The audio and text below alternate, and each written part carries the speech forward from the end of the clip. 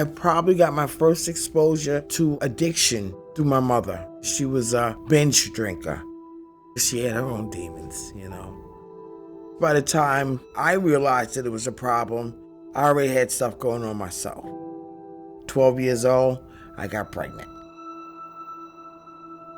There was a lot of shame. I didn't understand what it was to have a child at that age and what my responsibilities were, how my friends would look at me.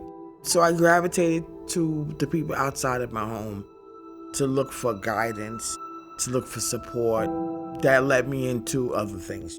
I gravitated to the drug dealers. I was 17, 18 years old. A lot of these guys were in their 30s, 40s. And before I knew it, they were having their way with me. And then here I go.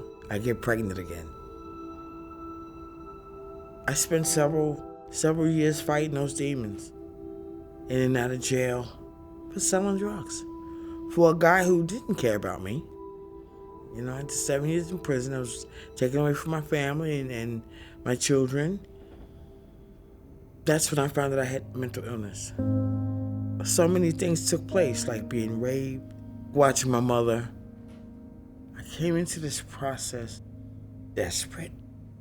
Those voices that tell you you're never gonna be anything. Nobody loves you. You know, just kill yourself.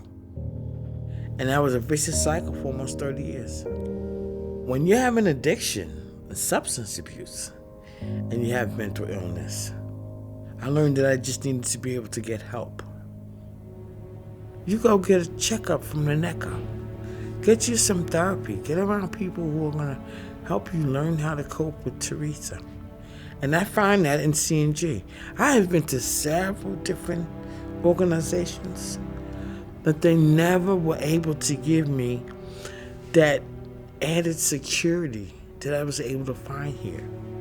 You know, I'm dealing on a daily basis with people who are like me.